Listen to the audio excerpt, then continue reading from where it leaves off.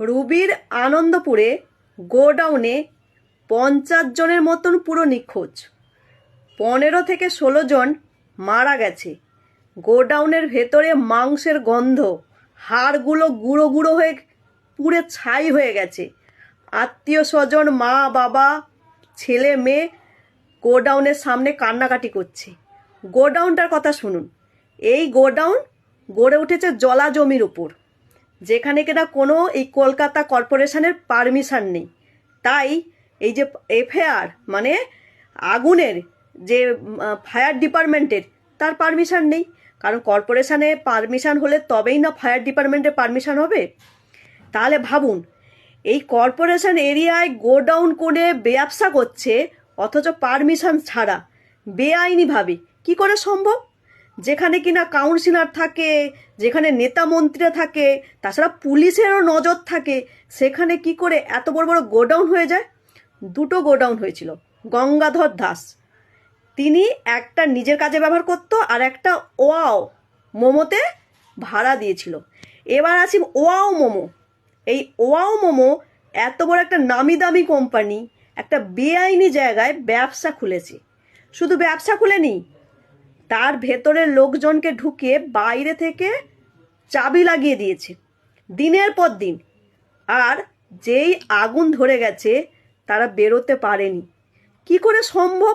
ভেতরে কর্মচারীরা কাজ করছে, বাইরে থেকে চাবি লাগানো এখনো সম্ভব।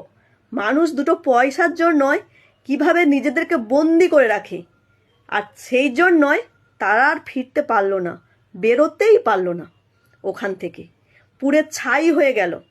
এই নিয়ে মিডিয়া বা এই যে আমাদের নেতা মন্ত্রী অরূপ বিশ্বাস 24 ঘন্টা পর এসছে, দমকল মন্ত্রী যার কিনা দায়িত্ব কোথাও আগুন লাগলে জল দিয়ে নিমাবে, তিনি 48 ঘন্টা পর এসছে।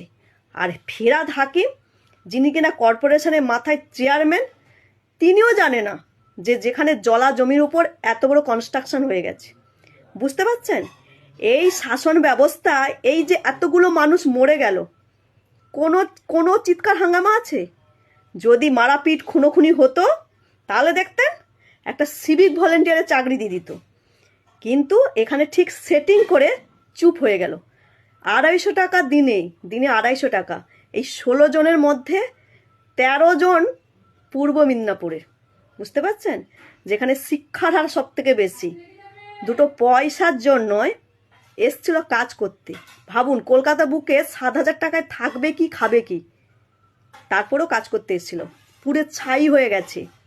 এই যে গোডাউন পুরে ছাই হয়েছে, আজকে সিঙ্গুরে গিয়ে মমতা ব্যানার্জি অ্যানাউন্সমেন্ট করেছে, ওখানে গিয়ে বলেছে আমি এই রকমই গোডাউন বানাবো, তোমরা পুরে ছাই হোক। চাকরি বাকরি করতে হবে না, হয় রাস্তা বাস স্ট্যান্ডে বা কোথাও গিয়ে ঘুগনি বেচবে, চপ বেচবে, আর না হলে এরকম গোডাউনের মধ্যে কাজ করবে লেবার পোস্টে। কি দরকার ইঞ্জিনিয়ার, ডাক্তারি ডিগ্রি? তোমরা লেবার হও, আমি মুখ্যমন্ত্রী হয়ে বলছি। আর আপনারা হাততালি দিচ্ছেন, ভাতা পারলবে আবার ভোট দেবেন। ভোট দেওয়ার আগে 10 বার ভাববেন। মনে রাখবেন, এই গোডাউন যেভাবে পুড়ে ছাই হয়েছে, উনি সেইভাবে একটার পর একটা গোডাউন বানাবে। শিল্প আনবেন না, টাটাকে তাড়িয়ে গোডাউন আনছে।